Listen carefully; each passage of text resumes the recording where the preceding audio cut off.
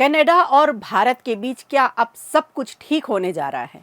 आखिर क्यों पीएम मोदी से मिली कनाडा की विदेश मंत्री? वहीं दूसरी तरफ बिहार में एसआईआर को लेकर कितने लोगों ने दायर की आपत्ति और क्या एसआईआर पर जारी रहेगा विवाद? एक नज़र इस पर भी। और इसके अलावा पुलिस की गोली पैर में ही क्यों लगती है? सपा सांसद रामजी लाल सुमन ने एनकाउंटर को फर्जी बताया। अब क्या है इसके पीछे के मायने? एक नज़र इस पर भी। नमस्कार, खबर प्रधान शो देख रहे हैं आप और मैं हूं निवेदिता।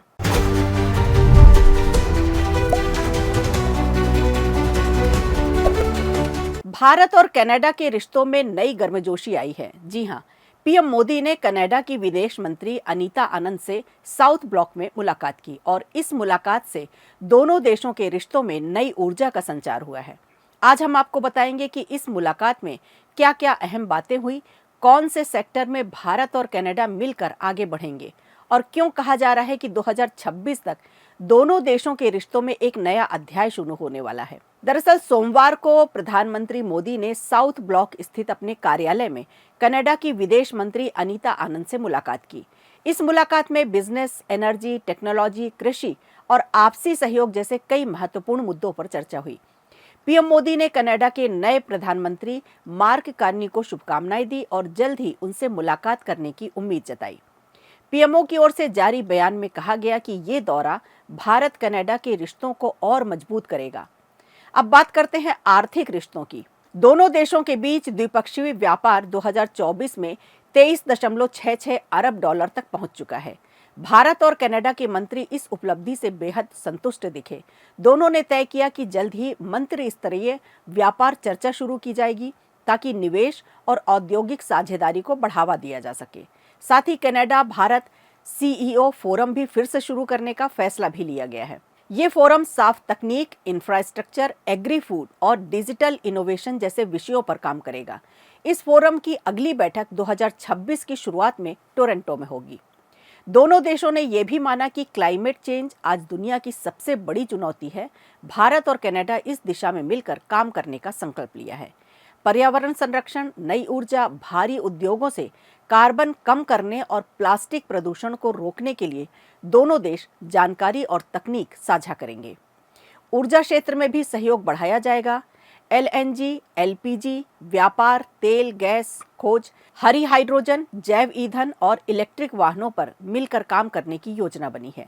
साथ ही बिजली प्रणाली प्रबंधन और आपदा प्रबंधन के लिए दोनों देश अनुभव साझा करेंगे।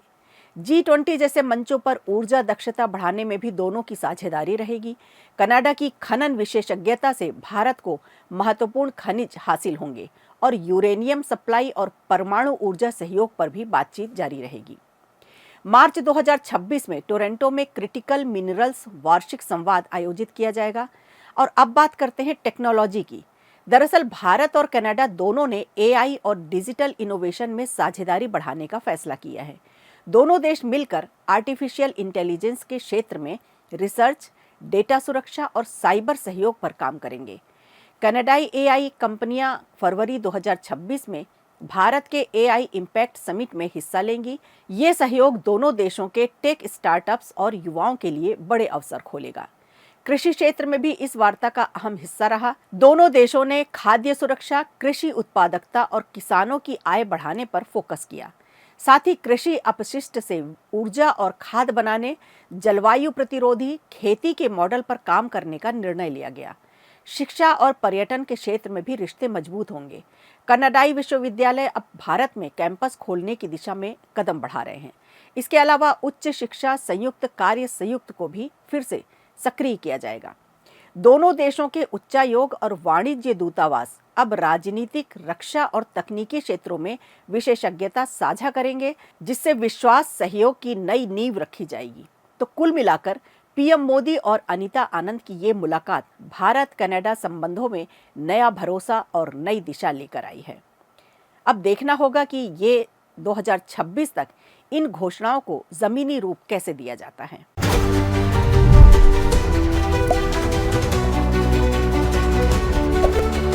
बिहार में इस वक्त एक बड़ा चुनावी मुद्दा फिर से चर्चा में है। वोटर लिस्ट का पुनरीक्षण यानी एसआईआर प्रक्रिया और उससे जुड़ी एक अहम खबर किशनगंज जिले से सामने आई है। दरअसल किशनगंज जो बिहार का सीमावर्ती जिला है और जिसकी सरहद नेपाल और पश्चिम बंगाल से लगती है, अब यहाँ दो संदिग्ध गैर नागरिकों का मामला सामने आने के बाद सियासत गर्मा गई है। दरअसल बिहार में हाल ही में चुनाव आयोग ने स्पेशल समरी रिवीजन यानी SIR की प्रक्रिया शुरू की थी, जिसमें पूरे राज्य की वोटर लिस्ट को नए सिरे से तैयार किया गया। 7.89 करोड़ पंजीकृत मतदाताओं में से लगभग 65 लाख नाम हटाए गए, क्योंकि ये मतदाता या तो मृत, अनुपस्थित, कहीं और स्थानांतरित या दोहरी लिस्टिंग में थे। लेकिन इसी प्रक्रिया में किशनगंज जिले से 2 नामों पर आपत्ति दर्ज हुई और आपत्ति का कारण था गैर नागरिक होना। जी हाँ, ये दावा किया गया कि ये दोनों लोग भारतीय नागरिक नहीं हैं। मतदाता पंजीकरण नियम 1960 के तहत कोई भी नागरिक किसी भी नाम पर आपत्ति दर्ज कर सकता है। इसके लिए फॉर्म 7 भर कर देना होता है, जिसमें अपना कारण बताना होता है, जैसे मृत्यु, अल्पवयस्क, अनुपस्थित या गैर नागरिक। किशनगंज में कुल 1905 फॉर्म 7 आए, जिसमें सिर्फ 2 मामलों में गैर नागरिकता का आरोप लगाया गया। लेकिन अब ताज़ा जानकारी यह है कि दोनों आपत्तियां खारिज कर दी गई हैं और दोनों नाम अंतिम वोटर लिस्ट में शामिल कर लिए गए हैं। मतलब कोई सबूत नहीं मिला कि वे भारतीय नागरिक नहीं हैं। मामला यहीं तक सीमित नहीं रहा। बीजेपी ने इस पूरे मुद्दे को घुसपैठ से जोड़ते हुए बड़ा राजनीतिक एंगल दे दिया। बीजेपी नेताओं का कहना है कि बांग्लादेश से पश्चिम बंगाल होते हुए बिहार में घुसपैठ बढ़ी है और यही जनसंख्या में असमान बढ़ोतरी का कारण है। प्रधानमंत्री नरेंद्र मोदी ने भी पूर्णिया रैली में कहा था कि घुसपैठिए किसी भी कीमत पर देश में नहीं रहेंगे। वहीं गृह मंत्री अमित शाह ने भी SIR प्रक्रिया का समर्थन करते हुए इसे वोटर लिस्ट की सफाई की दिशा में जरूरी कदम बताया था। वहीं दूसरी तरफ कांग्रेस सांसद मोहम्मद जावेद, जो खुद किशनगंज से हैं, उन्होंने बीजेपी के आरोपों को सिरे से खारिज किया। उनका कहना है कि हर चुनाव से पहले बीजेपी को घुसपैठ का मुद्दा याद आता है। हकीकत यह है कि लोग यहाँ से रोजगार की तलाश में दूसरे राज्यों में जा रहे हैं, ना कोई यहाँ बाहर से आ रहा है। उन्होंने आर्थिक असमानता का हवाला देते हुए कहा कि बांग्लादेश में प्रति व्यक्ति आय भारत के इस इलाके से ज्यादा है, तो कोई यहाँ आकर क्या करेगा। स्थानीय बीजेपी नेता गोपाल मोहन सिंह ने जरूर माना कि SIR प्रक्रिया जरूरी थी ताकि मृत और फर्जी नाम हटाए जा सके। उन्होंने ये भी कहा कि पिछले 10 सालों में आबादी बढ़ी है और इसका कारण सीमा पार से आने वाले लोग भी हो सकते हैं। तो कुल मिलाकर किशनगंज के 2 संदिग्ध गैर नागरिकों का मामला भले ही खत्म हो गया हो, लेकिन बिहार में घुसपैठ और मतदाता सूची की सफाई का मुद्दा आने वाले चुनावों में बड़ा राजनीतिक हथियार बन सकता है। आपको क्या लगता है कि ये मामला सिर्फ राजनीति है या वाकई कोई बड़ी सच्चाई छिपी हुई है?